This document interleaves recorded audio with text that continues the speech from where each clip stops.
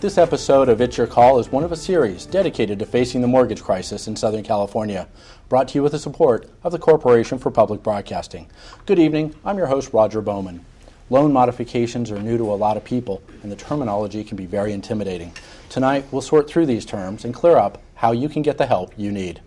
In the studio with me this evening are Chris Sorensen, founder of Homeownership Education Learning Program, also known as HELP, and Larry Ward, the Riverside County Assessor.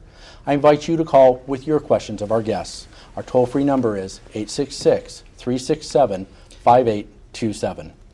Chris, thank you very much for being here, and Larry, you as well. My pleasure. Chris, let's start with you. Tell me a little bit about HELP. HELP, in brief, is a homeownership education learning program. Is all about making sure that the consumer is better prepared to engage a professional, whether that professional be a for-profit or non-profit. There's two main problems going on right now, and most of it has to do with the people that are actually losing their homes. So we focus on that, and then we also try to do a little bit of economic stimulus by teaching people how to buy a home and take advantage of what literally is going to be the best market by looking back in the last 40 years. This program was founded and started by myself and supported by the Board of Supervisors of Riverside County, and we've now become a nonprofit, and we are growing rapidly. The need is going to expand. Larry, tell me a little bit about what you do. Well, Roger, I'm the Riverside County Assessor, and my responsibility is to place values on property for property tax purposes. In the past, I've been doing it for 30 years. In the past, when values were going up, Prop 13, somebody buys a home for $300,000, we assess it at $300,000. A couple years later, it's worth $400,000, and everybody's fine. The last couple of years, with values going down, we've had a real challenge. Luckily, we have something called Proposition 8, which allows the assessor to give temporary reductions to property owners when values are going down. So basically, what we do is we look at what the Prop 13 value is, we look at the market value as of January 1st of each year, and whatever's lower is what people are paying taxes on. So tell me, what is Prop 13, and how do you assess what that value is versus the market value? Well, again, it's Prop 13 was passed about 30 years ago, and basically what Prop 13 says is that when you buy a house or build it, it's assessed at market value, typically what you paid for it at that time, and then each year it goes up 2%. When market values are going up, that's fine. But again, during the last couple of years, when market values have been going down, Proposition 8 allows the assessor to make those temporary reductions. And we've done that. We've been actively doing that this past year, actually the last couple of years. In fact, this year we made reductions of over 300,000 homes in Riverside County. And these are the people that paid $70 or $100 to these services that are advertising that they'll help you get your property value reduced so that you can pay less taxes, right? These services mail you the forms and then you do it? You know, they do, but I would caution your viewers that we do it for free. We're doing it proactively and independently. In fact, we went back to any property that sold after January 1st of 2001 and automatically reviewed those properties without any prompting from anybody. And I can tell you, not only in Riverside, but San Bernardino, all the surrounding counties, the assessors are doing the same thing. They're doing the right thing, which is to put fair values on properties and to ensure that residents aren't overpaying taxes in these difficult times. So let me clarify. First, you said that you don't need to use one of these services. You don't have to pay a service. You can go directly to, is it your website? How do you engage your reassessment service? Well, you can go to our website. It is www.riversideacr.com. We think we have a great website. You can go in there. You can find all kinds of information about Prop 13, Prop 8.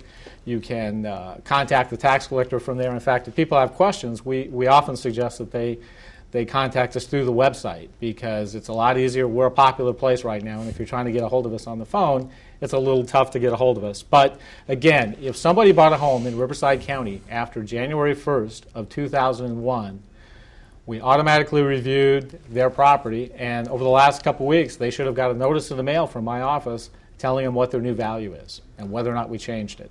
So you're telling me that the city of Riverside is willing to cut its own revenues in order to help the homeowners. Is that right? Well, the County of Riverside, I'm the assessor for all of Riverside County. I'm independently elected. I'm a constitutional officer.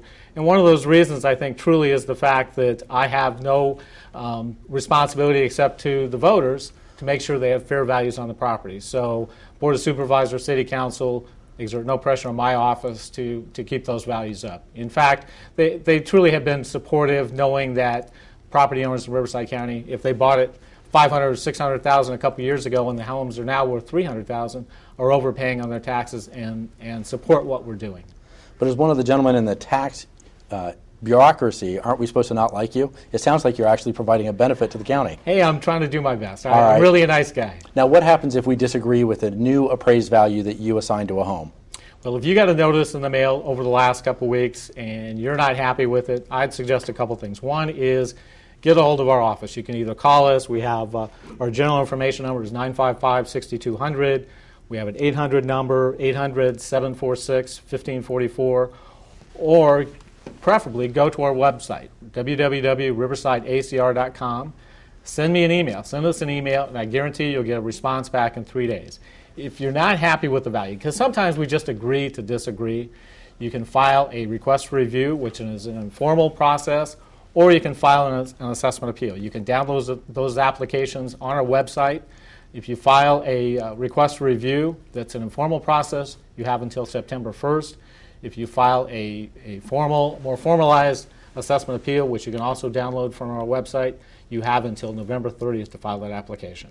Okay, and I just want to let our viewers know that, as with each of our shows, if you go to the kvcr.org website, we'll post the links and the phone numbers that, in this case, Larry is talking about. So if you didn't get it written down, you can go sometime after the show, give us about a day, and you'll find all of that information under the It's Your Call for this show date. And Larry, I've heard feedback that this website is actually user-friendly. It doesn't seem like a government website at all from that standpoint. You know, Roger, that's our goal. We really, the whole process, whether it's filing a request for review, filing an assessment appeal, or talking to an appraiser, we really are geared toward the homeowner doing it on their own. And that's why somebody doesn't need to spend a couple $100 to have somebody do what we're doing for free. Okay. Now, this show, I believe, is going to prove to be one of the most informative shows we've done of the series. So I encourage you to call in and ask your questions of our guests. I'm going to go to Chris. Chris, we said we'd clear up some of these terms. Yes, sir. So I'm going to fast fire a few terms. You'll give me their definition, but tell me in lay terms what they mean and who they're really for. So let's start with MCC. MCC, the DPA, down payment assistance, first-time homebuyer programs, these are county programs, and quite frankly, most counties within the state of California have these programs and beyond. But what they're geared towards, it's a way of taking 20% of the set-aside funds for property taxes and helping low to moderate income families and first-time home buyers being able to acquire property. The MCC, Mortgage Credit Certificate, is a great county program in which you can actually receive a tax benefit, a tax credit, as a first-time home buyer, making it that much easier for you to buy a home. Now, I've heard from some of our other guests that the definition of first-time home buyer is a little interesting. Some of the people that right now are losing their homes or may have lost their home may be able to qualify for these programs as a first-time home buyer after a certain amount of time. Is that true? Well, yes, 3 years. As long as when you file your tax returns, we ask for 3 years tax returns at the county. So what we'll look for there is we want to see that have you written off any mortgage interest in the last 3 years. If you have not, you qualify as a first-time home buyer. Even though you've owned a home before and possibly lost it. That is correct. So that you have two sets of guidelines. You have the county underwriting criteria for their individual program, and then you have the lender underwriting criteria. They're not always in agreement. And there are a lot of programs for these first-time home buyers. You've mentioned several. Absolutely. I think what this does, and what I've heard feedback when this has been mentioned before, is it gives a lot of people hope in that they think that they're losing their home. It's catastrophic to their credit report. Obviously, it's going to be difficult for them to build it up and qualify from a bank standpoint to get another home loan. But with these assistance programs, there is, in fact, the opportunity, perhaps, for them to get another home down the road. Most of the assistance programs through the cities that you live in or you're buying in and the county are geared more towards helping somebody with a down payment, or as the Mortgage Credit Certificate does, help you actually with your actual monthly payment slightly through getting the tax credit. The first-time homebuyer programs that are available, probably the most easiest loan to qualify right now in today's climate is the FHA loan. And we have, the investors, FHA does not make loans, they simply insure loans. Their guidelines stipulate that you must be 3 years beyond the date of a short sale, strike that, short sale foreclosure, which they look at as the same. the underwriter must look at the extenuating circumstances and make a determination of whether or not you were one that just simply walked away from your responsibilities, or indeed you did actually have a hardship. But we have to understand that the investors have what's called overlays, where they may say, well, they're not making the loan, they're simply insuring it, so we're going to put our own conditions on this loan, and they are actually raising the credit score requirements, where FHA does not require a credit score. The investors now, by the vast majority of them, are requiring a 620 or higher score, and I don't see that going away anytime in the near future. So what I think it's important for people to know, Roger, is that when you are going to be strategizing on what you're going to do with your home, and that's why we call our class Can or Should I Keep My Home, is we try to make sure that they understand that the decisions you make need to be strategic to look towards the future. The future is not that far away. I could go on, but I'll let you ask some questions. Okay. Tell me about some of the other terms that we've heard, FHA 203K.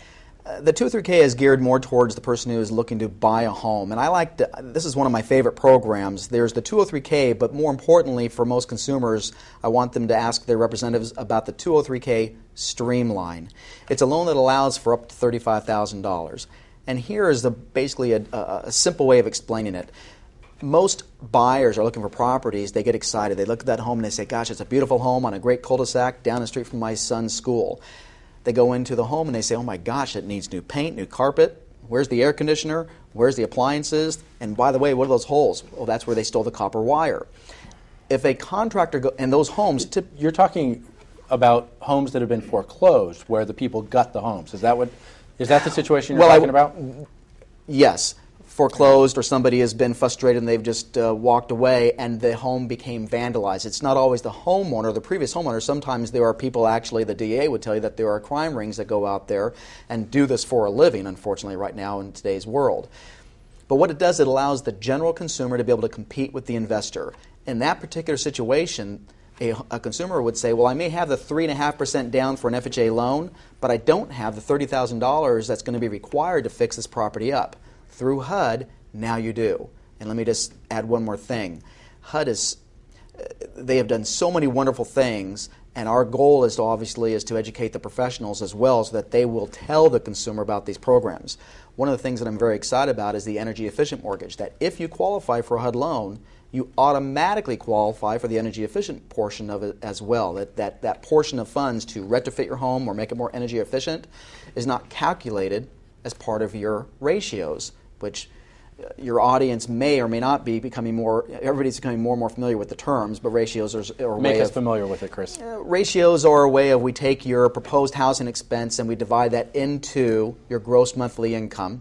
That's referred to as your front-end ratio. And Sean Donovan, our new HUD secretary, has determined that 31% is about where he wants it, and that applies to the HAMP, or the Home Affordable Modification Program. So I'm confusing two issues here now. I don't want to go too far down the road, but the modification is 31% as well. The back-end ratio is that same proposed housing expense, or actual, plus all of the monthly obligations that will be counted against you, which for loan purposes would be your revolving and installment debt. Installment being, like, for example, a car payment. Revolving would be a credit card payment. We add those together. Those two payments combined, divided again into your gross monthly income, gives us your back-end ratio. And those numbers are supposed to be about 30 over 40. We oftentimes go much higher right now, quite frankly. But back on point, the 203K is the 203K Streamline is a very, very exciting program that I'd love for more people to write to us on our blog and ask us about, because it's a very powerful program and allow the general consumer to compete with the investor. Okay, so let's talk about the downside right now for a moment, and that is the downside of our economy. Yes, How many sir. foreclosures are we talking about that we're seeing out there? Default notices? I do a housing report once a month, and this is as of July 10th. And what I did is I utilized, and my source is Foreclosure Radar. What I did, Roger, is I took a 120-day running number, and here, just FYI, here are the numbers. In Riverside County, there were 17,954 notices of default over the last 120 days, again effective through July. In San Bernardino, that number is 13,713. The notice of notice of default, by the way, is the start of the foreclosure process. Now, you may be 6 months behind, but until that NOD is filed, you are not in the foreclosure process. we still look at those numbers of people that are delinquent, but the actual NOD is the start of the foreclosure process. Now, that starts the calendar. The NOS is the notice of trustee sale, and that is the 21-day notice that your home, unless anything changes, is going to sale on the court steps. And those numbers in Riverside County are 12,602 and 10,357 in San Bernardino, Riverside being the first number. And final number, which is the most devastating, is the trustee's sale. That's actually when the home did go back to the lender or sold at the court steps. And in Riverside, that was 7,008 and 5,957 in San Bernardino. Give me some context. I know you probably don't have prior year numbers, but tell me, is that giant? Is it a devastating level? Let me jump in there because that's a big deal for us. We because foreclosures have a number of things. One is if a property sold 3 or 4 years ago for $500,000 or $600,000, now goes through a foreclosure and is an REO or a bank sale, and they reset it, say $200,000 or $300,000. That's the new tax base under Prop 13 that somebody's going to be paying taxes on for as long as they own the home. One of the things that we've noticed from the assessor perspective is last year for 2008, about 40% plus or minus of all our transfers were involved in foreclosure transfers. This year we're down under about 33%. So we're seeing, at least from the assessor perspective, we're seeing a reduction in the number of foreclosures. There's been some legal issues that have come along that have put some stays on the notice of defaults and so on. My office is county recorder also, so we're the first step in the process, and we are seeing a kick up in the number of notice of defaults that are being filed here in the last couple of months. And Roger, I'm glad he brought that up. What's interesting is that last year, about this same time, you had approximately statewide about 65,000 properties, of which about 48% were being taken to sale. So about 65,000 properties that actually had been foreclosed, or the NOS had been filed, the notice of trustee had been filed, and they actually foreclosed and took those properties to sale.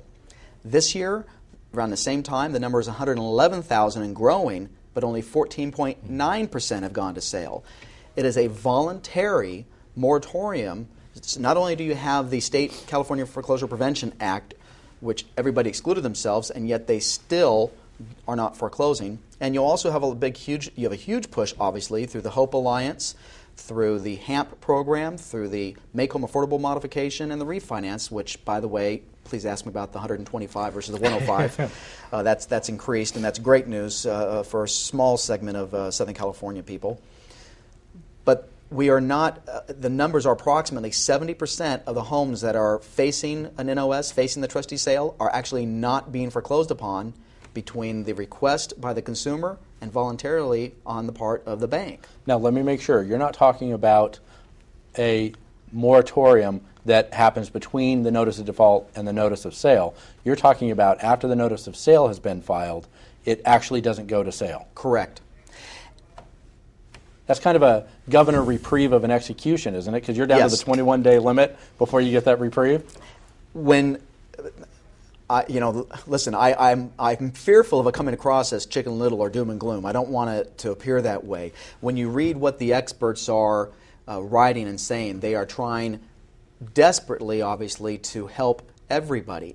And in my humble opinion, not everybody can or perhaps even should be helped. One of the interesting things that we've noticed in reading what the experts are reporting on, the experts being the Hope Alliance executive director, is that many people, where maybe they should be helping a million people, we have multiple millions calling in because they're saying, gosh, you mean I don't have to be behind on my mortgage? You mean I don't have to be in default? I can actually apply for a modification.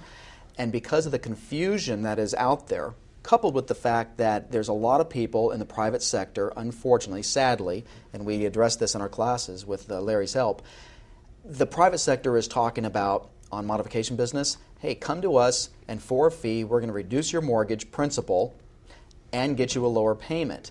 Well, statistics don't lie, and about 98% of the people do not get a principal reduction. So you may have approximately 4 million people across the U.S. that need a modification or in some form of serious delinquency, but you have even more people that are asking because they say, well, if my neighbor got a reduction, why shouldn't I? They don't understand that unless you're in imminent danger of default and you can document that, you're not going to get the modification that you're requesting. But Roger, I would say, however we're keeping people in homes, it's critical. I mean, it's critical. Foreclosures negatively impact families, they impact neighborhoods, and they impact values. And so, I mean, you can drive through any neighborhood in the Inland Empire, from the desert to Temecula to the mountains, and see the foreclosed homes, the brown lawns, the notices on the windows, and the papers on the driveway. So whatever we can do to keep people in homes, I think it's critical for us. Chris, we've talked a little bit about, and I want to go back to this idea of the 90-day moratorium. But before I do, we have a question. Some of our viewers don't want to go on and talk on the air. So we have an email question from Rose from Rialto. Wants to know, how do you initiate a loan modification where your goal is to turn your APR into a fixed? If it was one of those that would automatically index up, or it was interest only and they want to get a long-term fixed, they might not be behind already. How do you engage that modification process? Through the Hope Alliance, that's exactly what one of the things that they're trying to do is, if Rose is in imminent danger, and we can show through the HAMP program, the HAMP is an acronym for Home Affordable Modification Program. If you can show somebody that you're taking them from, and then actually the acronym is ARM versus APR, annual percentage rate. That's a whole other can of worms. But if somebody is in a adjustable rate mortgage and we can move them into a fixed rate loan, a more stable loan, that is actually one of the goals. And that by itself doesn't automatically qualify you, but that is one of the qualifying factors. Okay, in Rose's email, what she indicates is that the banks are reluctant to do it, and the only offers that she's received are those that are above the current market rate. This is one of the things that is extremely maddening, is because seems to be a huge disconnect between what our president is saying, what Mr. Geithner is saying, what Sean Donovan is saying, what the nonprofits are saying, and even what the heads of the bank are saying when they're testifying before the Senate Banking Committee. There's that group of people saying one thing, and they're showing the numbers. Look, numbers don't lie. You've only got approximately 180,000 people that are being helped so far. Chase just reported about approximately 87,000 that they've got on a trial period. You're talking 3 million. Bank of America, these are two of the largest. Bank of America, approximately the same number. So you have 3 million people that are in need, and they're talking numbers of 180, 190,000 people. A fraction. A fraction. And it is maddening. When you listen to one of the companies is based in Denver, LenderLink, actually, I believe. They're an outsourcing company.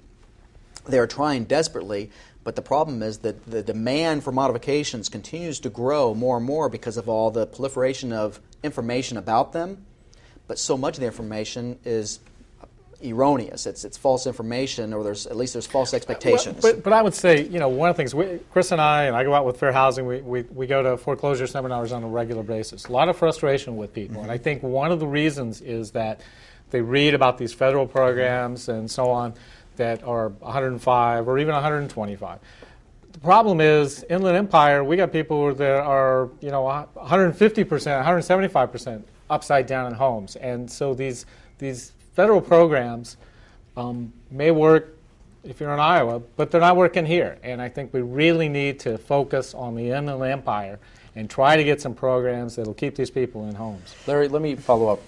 I've heard from some of our regional experts that a lot of these programs are designed to assist the average upside-down home across America, but that the Southern California area, and especially the Inland Empire, where you had so many new build-outs, is so upside down that it's almost just a write-off. They're not really seriously delving in and fixing our problems, because when you look at it across the entire country, ours is just the worst case and it's just going to implode. Is that a fair assessment?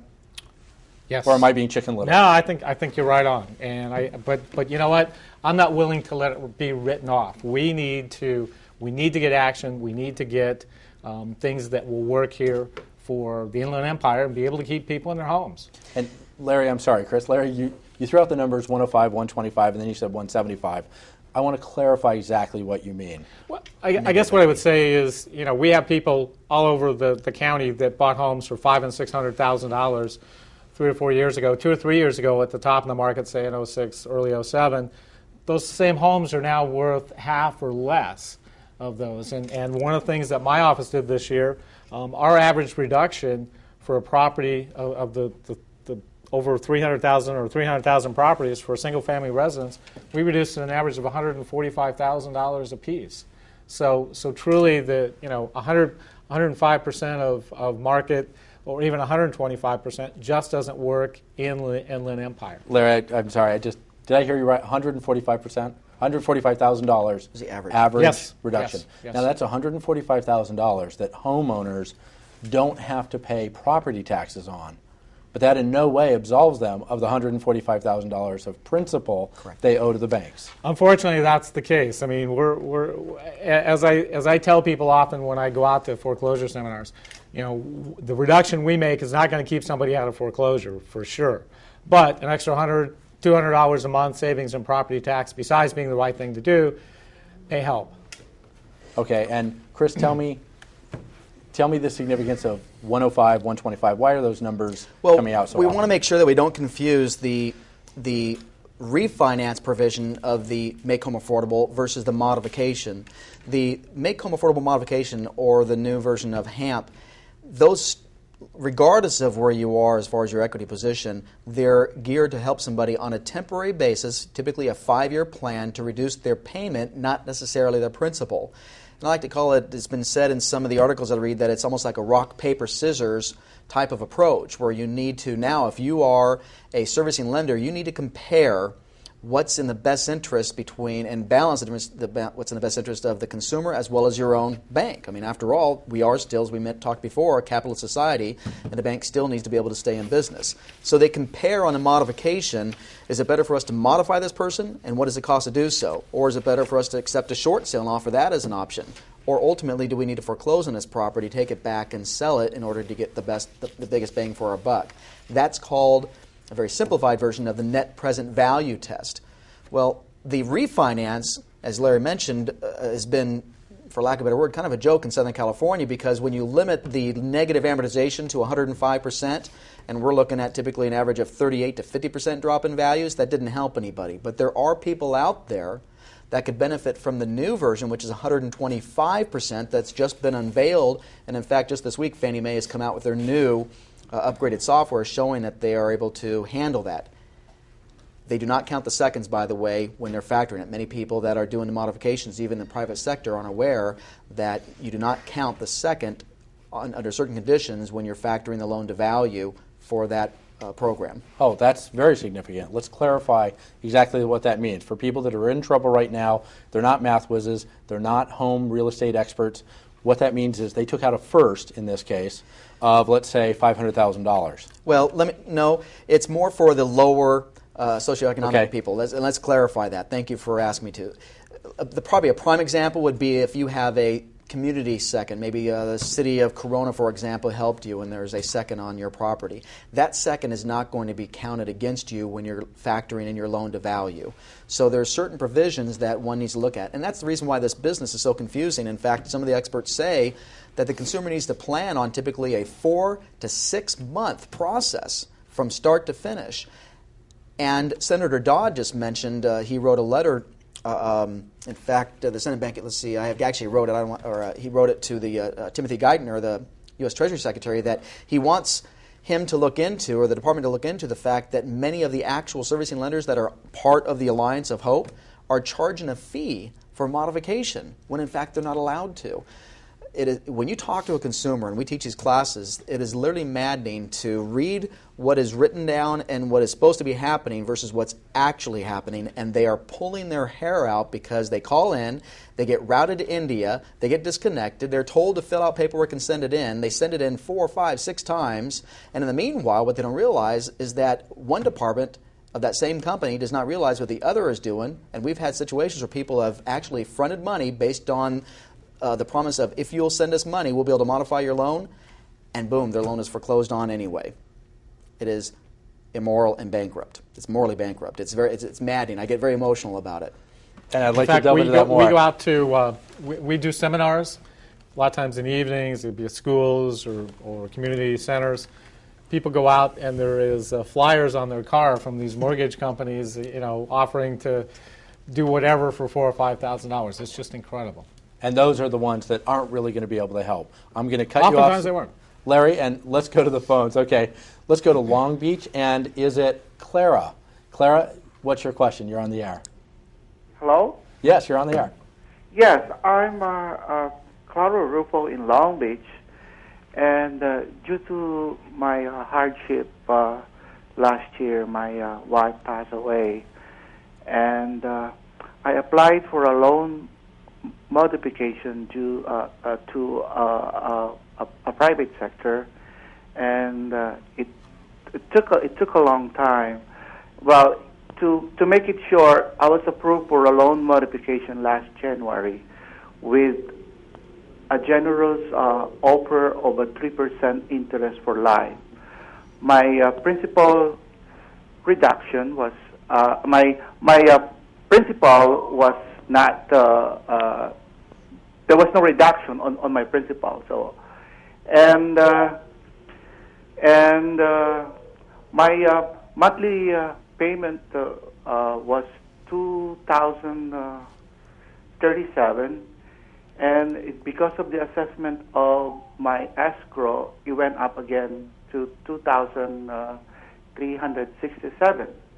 Now, I work in a government agency, and because of the state crisis right now, and we're having a furlough, I don't have any overtime anymore, and I lost the Social Security of my daughter because she turns 18, and it's kind of hard on me again to Clara, yep. to make my payment. Clara, what you're looking for then is a follow-up modification to the one you already had based on your new circumstances. Is that where you're going? Yeah, I would Okay. like to seek whether I could still apply for another loan modification All right. for Thank you, Clara. reduction of. Go ahead and address that. If you've gotten one already, you're one of the lucky few, and he had a great interest rate for life. These are one of the better circumstances that would help a lot of people. Mm-hmm. But his circumstances changed, unfortunately. Yes. Can he get another one, Yes. you think? The short answer is yes. The longer answer is that he's definitely going to want to seek professional counsel. We're going to refer them to somebody like a Springboard or a Fair Housing, and quite frankly, we would stick around and follow up with them and help them out.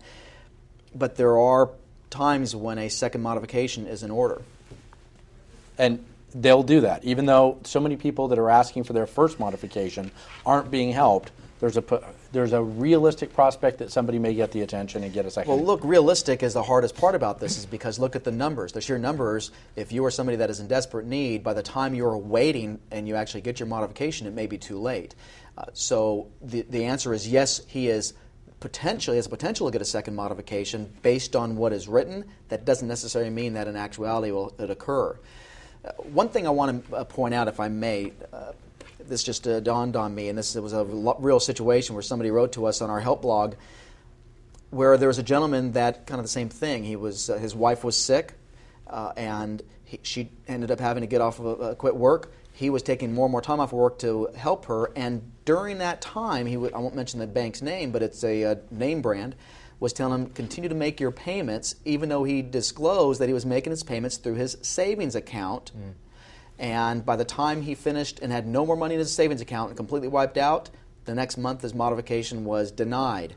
Now that window, that example is when and why we call our class Can or Should I Keep My Home? Automatically, if you do not have a job or you're underemployed, you're not going to qualify for the program. And in my humble opinion, there's too many stories like this where there's not enough well-trained people answering the phone, no matter how well-intentioned the bank may be. The people who are answering the phone oftentimes are not well-trained enough to be able to handle the calls, and they are saying things that hopefully, just out of sheer ignorance, are not true. And if not hopeful, what's the flip side? Malicious intent, which is very scary if they are saying things simply just to be a collection agent. I have heard, Larry, I'll definitely take your comment here in a sec. I have heard that some people advocate that the banks have a fiduciary responsibility to collect as much as they can. Absolutely. They're not being disingenuous. You owe the money. Mm-hmm. Why should they not try to get you to give them the money. And I'm glad you brought that up. When you listen to the message, the pre-recorded greeting, we are collecting a debt. Everything you say can and will be used against you. I mean, they are collecting a debt. So that's the reason why more and more we're advising people, please don't try to do this on your own. Please get somebody, obviously, first step, get with a great nonprofit that actually has a good track record. Maybe get an introduction, and if not, maybe find somebody who can quantify their results. And the best nonprofits leave those flyers on your car under the windshield wiper. Is that right? Yeah, exactly. Yeah, There's exactly. 2,600 nonprofits throughout the United States approved by HUD. And some of the better, and quite frankly, if you go, here's a website, National Foundation for Credit Counselors. It's a HUD-approved site, and if you go to that site, NFCC, they will direct you to a HUD-approved nonprofit counseling agency in your community. We have other calls. I want to get to them. We have a lot of calls now. Larry, let's go ahead. I want to get your comment in. A quick comment that we hear time and time again when we're out. People call their lender trying to get a modification. And one of the things we hear on a regular basis is we can't help you until you're delinquent in your payment. Yes, and so a lot of people go delinquent to get that help. And that's that's the disconnect. The president and all the programs are saying you don't have to be late. You just have to be in imminent danger of default, meaning that something has occurred. You're hanging on by the skin of your teeth. Unfortunately, too many stories come to us where they tell us, well, they flat told me when I called the lender that unless you're missing your payments, we can't help you.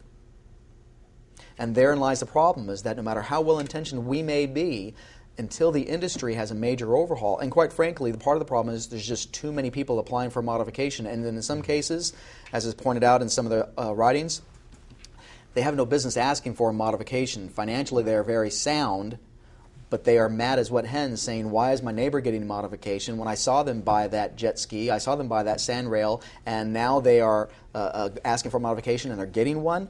Why not me? Where's my bailout? Right. Okay. Now, for our callers, go ahead and listen into your phone, not your television. I'm going to take a whole bunch of calls. Let's start with Palm Springs. Gina, it's your call. What's your question? Okay, I have several homes. I own 3. And what happened was on one of my house, they did a modification. Everything went through. The second house, I was able to get my modification. But the third one, which is the one I've owned actually the longest, I started off, I don't know if I'm allowed to say the lender. Is that okay? Sure. Okay. It was Greenpoint Mortgage. It was a 5-year fix, went to an adjustable. At that point, they sold my loan to Countrywide. And at that time, I was starting to fall behind. I had a loss of income, wasn't making as much. And then what happened was they said, okay, we can work with you, but we're waiting for all the information on Obama plan or this home modification. So Yeah. I was waiting. And then for some reason, when Countrywide's now going to Bank of America, I couldn't get any response. And now I'm starting to have a lot of trouble. And I kept calling them and asking, and they would say to me, well, we haven't gotten all the specifics again. And I told them, I need some help, constantly telling them, I need some help. Can you try to just do a repayment program? Can you try to put the payments in back of the loan? Everything was just, you need to wait. So then when I hit about the 5-month period of 5 months of being late, now they're telling me your lender's not going to qualify, your investor's not going to participate in this, and now you have to come up with all the payments. I've never once been given any kind of repayment program, and I've been on an adjustable with this loan starting 2005. All right. Roger, that's a prime example. People do not understand collateralized debt obligations, derivative markets, how loans were securitized and sold on the secondary market and throughout the world, quite frankly. You could have, let's use Countrywide because they're kind of the evil empire. Everybody, that's a common enemy. If you take 10 homes on a cul-de-sac all being serviced by Countrywide, meaning you're making your payments at Countrywide, 3 may get a modification with relative ease because it was known as a whole loan, meaning Countrywide made the loan and held on to the loan. But the other 7 may not, and that could have a lot to do with how the loan was structured and securitized and sold on the secondary market, what we call, let's just say, Wall Street. And so when she mentioned the investor, she mentioned that her first home was not a problem, second one was not a problem, but based on the dialogue that she had with her servicing lender, well, we're waiting for the program to come out, the details of the program. The program has been out, That's the reason why Timothy Geithner, your U.S. Treasury Secretary, as well as Sean Donovan, your HUD Secretary, sent a letter to 25 servicing lenders saying, pick up your game. We need to speed this up. All right. I'm going to take a bunch of calls, so give us a chance. Don't hang up on us while you're on hold. Let's go to Highland. Nadir, you're on the line. What's your question? Yes, sir. I have a rental property, and the tenant basically left, and I didn't make the payment for 5 months, and that's with Countrywide. It turns to be Bank of America. Do I qualify for a loan modification for rental? Because every time I call, they say if it's not your primary residence, you don't qualify. Right. The programs that we talk about, the HAMP and the Mortgage Make Home Affordable Modification, are meant for your primary residence. This is true. However, we have seen, and this is where sometimes an expert can come in handy, and that's the reason why I always say that it's too easy to say that all for-profit companies are bad. That's just not a true statement. Never speak in absolutes, right? But there are some legal experts out there that might be able to help you, and if you want to go to our website and go to contact us and write me, I might be able to refer you to a couple of people that I've heard have had success. You may need, depending on your circumstances, maybe even an attorney who might be able to review your documentation and your circumstance and see if they can help you. So it's not hopeless if it's not the primary resident for somebody, but it's going to be difficult. That is correct. At the end of the day, when you talk to the right person, the bank doesn't want to lose their home. And one of the things that just a little trick of the trade, sometimes because you're dealing with somebody who can't make a decision and is reading a script off their screen, they can't help you. They have no clue how to help you. I have actually advised people that if they look at, and actually one of my friends taught me this just the other night, that if you look at the person who actually signed the notice of trustee sale authorization and call that person, that's a decision maker. So when you get that 21-day notice in the mail and you find out who actually signed it, that's a good person to call. Great tip. Okay, so let's go out to, how about Los Angeles? Sylvia, you're on the line. What's your question? Hello. The reason I'm calling is because I struggle to make my house payment every single month.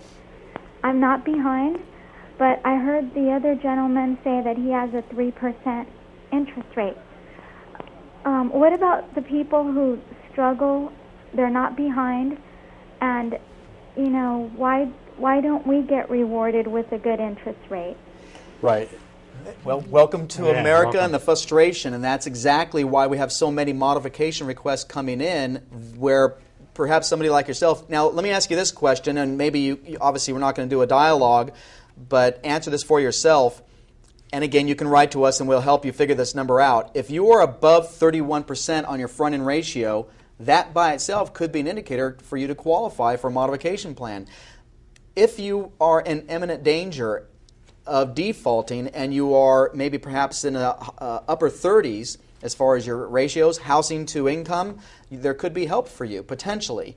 But that is obviously the biggest frustration that we face, is that there are people that want a modification, but they don't quite qualify, and yet they've done everything right their entire lives. But in the case of the grasshopper and the ants, to go back to Aesop's fables, the grasshopper that lounged around, I believe is a fable, and the ant that was industrious. In this case, the ants are getting punished. They put their house in order and they kept their ratios correct and they didn't get underwater, and now they're going to pay higher over the long term. But let's be careful, because let's differentiate between those individuals. Yes, those are the people that maybe lived way beyond their means, and you can blame the fact that the banks were giving basically free money away because their bonuses were never as large as selling securitized home loans, mortgage instruments. But there are those people that literally did everything right, but because there's been a loss in value and now a sudden change in their environment, furloughs, maybe a death of a spouse, maybe one spouse got laid off, there are legitimate people that need help, and those are the people that all of us in this room and beyond want to give a hand up and help them out.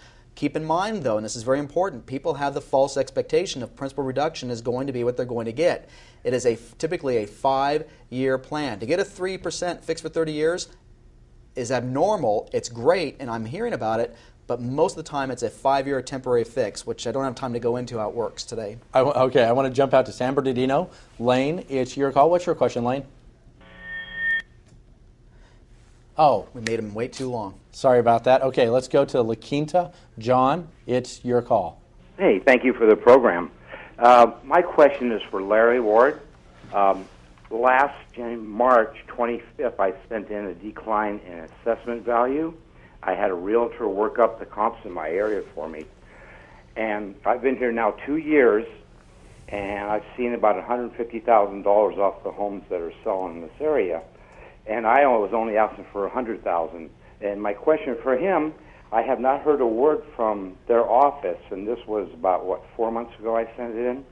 And also, I called Palm Springs yesterday. They have a satellite office in Palm Springs, and I talked to one of their assessors, and they haven't received any information also on my decline in value. I got my card last week from you guys, and you lowered my property taxes $50,000, which you said the average is about $150 or $125. So I was wondering where we can go from here. Okay. Thank you very much. If you can take Thank it you. out. John, good question, and sounds like you've done everything right. You took the initiative to contact us. I will tell you that doing values in this time is a challenge. We've got distress sales, we've got REO sales, we've got foreclosures. Nobody that really is trying to, that doesn't need to sell their home right now isn't. So coming up with a fair market value is tough. I will tell you that we do not go to the top of the market. We don't go to the bottom of the market. We're looking for average values. In your case, John, what I would suggest is download an assessment appeal application. You got the value that we've sent out. Evidently, we still agree to disagree on your value, and I would recommend that you file an assessment appeal. You have until November 30th to do that, and I will tell you any reduction that comes about based on you filing the formal appeal goes back to the 2009 tax bill. Okay. All right. Now, let's go ahead out to San Bernardino. Lane, you have a follow-up question. What's your follow-up? Yes, my follow-up question was that I had my mortgage with Countrywide, and they had an office here in San Bernardino. I would take my payment in and give it to them on the last day of the month. They would issue me a receipt. The next month, I would have a late payment, because they said that they didn't count until it got to Van Nuys. So I don't know what I was supposed to do there, but they racked up a lot of money for me on late payments because of doing that. Okay. Can you comment? I can, and this again, Roger, this is my passion. This is why, in my humble opinion, people need to take a course before they buy a property. Your payment is due on the 1st. It is late on the 2nd, period. They typically give you a 15-day grace period before they charge you a penalty. But from the 16th forward, they're going to charge you a penalty, and that's part of your promissory note. Remember, the bank, let's forget about names. The bank lends you money, and you sign a note saying, I promise to pay that money back. You don't say, as long as I'm going to build up equity, as long as the market is good, I'm going to pay it back. It's unconditional promise to pay. The security instrument is the home. Well, if you have hard times, we're doing our best as an industry to help you, and this is nothing against Lane individually, but he's not been educated as to when his payment must be paid and received by the proper area, if you will, of the bank. Waiting till the last day of the month to make your payment is a surefire way of making sure that you have mortgage lates, which again are your death knell when you're trying to buy a home in the future. Okay. Something that I want to touch on is the 90-day moratorium and this fact that you mentioned before that there's a dramatic reduction in the number of actual sales that occur after the notice of sale is filed. Is it related to the state 90-day moratorium, or is it unrelated to that? It's both. When I say both, meaning that we didn't predict, some of us did not predict that the moratorium, the California Foreclosure Prevention Act, would actually have any impact, because everybody, every lender, every servicing lender received, if you will, a stay. They were able to go in there and ask for an accept, I can't even think of the terminology now. I mean, they're asking exemption. Thank you, and they were granted that exemption. Well, we were surprised actually to see a huge drop in the number of sales and the number of filings. Well, now towards the end of June, we saw a slight increase, and we're seeing an increase again, and I think Larry will attest to that as the recorder. The bottom line is this, and this is something that in the next few remaining minutes, here's what concerns me, is that we got through about $1.1 trillion worth of subprime loans that we're still dealing with today. You have $1.7 trillion maturing at the end of this year, going into 2010 and 11, and finishing up around 12. And those are the Alt-A and Option Arms. Again, with remaining time, we don't have time to go into detail, but here's an interesting statistic. Of the $700 billion of Option Arms in America, $300 billion were done in California by Wachovia and Countrywide. Those Option Arms, people are making the 1% minimum payment, and they're defaulting in record numbers, and they were negative amortized loans, meaning that if you borrow $250, 5 years later you're going to owe minimum $287 or more, and your value went down dramatically. We can't lower your payment. So my concern is actually what's going to happen with those individuals as those start to come on the books here at the end of this year. Those people obviously need to seek out help sooner rather than later. Okay. I'm going to go to another call in Wildemar. Derek, it's your call. What's your question? Hi. Great show. What I'm asking is, how come someone had, like, for example, in Orange County or a certain county that has a lot of foreclosures or people that are about to have foreclosures, why isn't there a website set up so that those people can group together as a group of buyers and go back into the marketplace of housing and attract loan interest from lenders, because there are, 1,000 in strength. We do this for buying pharmaceuticals through organizations like AARP. We do this for other retail products. Why not get buyers, people who have lost their homes, put them together in each county? Each county could have a website where everyone can sign up who's lost their home and wants to buy another one, and they can go together to one lending agency and work out a deal. Good question, Derek. Not heard that one before. Discuss the pros and cons of that idea. I'm going to turn that one over to Chris. Sounds great. But I think it's a great idea. I really, this is the tough times are times for being innovative, and that was pretty innovative. It's very innovative, and look, buyers aren't, quite frankly, our problem. And look, I tend to disagree with what Larry's saying. Here's the challenge: if you are a veteran of the Iraq and the Afghanistan war, you just come back, you get a job, and you want to buy a home. In years past, you've been priced out of the market because there was a false economy, stated income loans. People were lying about their income, and we created a false buyer and created a false economy, and values went through the roof, unnecessarily so. Now, this is the greatest opportunity for the first-time home buyer or somebody who's been priced out of the market to be able to buy. And why shouldn't those people have an opportunity? Why should only the people that got in? Look, in a capitalist society, there's going to be winners and losers, and that's going to change from time to time. Right now, there's people that are going to have to go through some pain, but it's not permanent. Remember, it's just an asset at the end of the day. If you've got your health and you've got your family, you've got everything. And while that may sound trite, there are people out there that definitely want to buy, and we need to help those people get into homes as well. My comment to Derek would be that the idea of somebody that couldn't afford their mortgage, then very shortly later trying to get another home is viable only because the home values have come down. What they couldn't afford at the top of the market, they probably can afford in today's market. I'm going to take one more call. Let's go to Lake Elsinore. Javier, what's your question? Yes, sir. Thank you, guys. My question is, I was prepared a few months ago, to lose my house and put it on the market on a short sale. The bank had accepted $170,000, no less, and we got a few offers. After hearing about this modification program, I decided to keep the house, pulled it off the market, and I'm thinking right now to get this owners. And Javier, I'm sorry to do this, but I'm going to need you to get right to the question. Okay. Is it fair for me, or is it a way that I can just go straight to my lender and say, I would like to get this house and keep it for a reduced principal of $170,000 is what was originally accepted on the short sale program? Yeah, reduced principal. Everybody wants it. What are you saying? Numbers don't lie. 98% of the time, it's not going to happen. In fact, we've seen people that have had a short sale accepted and then pulled it off and changed their mind to ask for modification, and then they just went ahead and just foreclosed just on point, on purpose. Okay, about 30 seconds, though. Let me ask you this.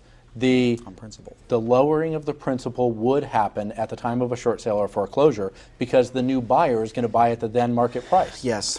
So why not let the existing owner have that same principal reduction?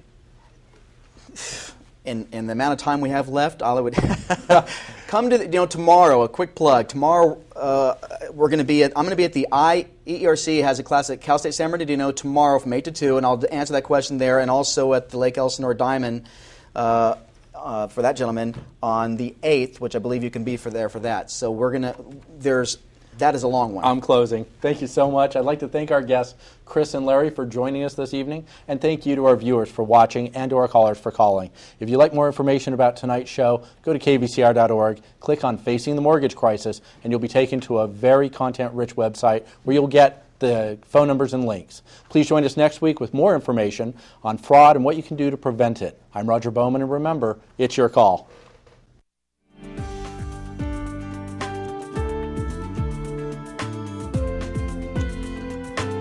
For more information about this project and related topics, visit kvcr.org and click on Facing the Mortgage Crisis.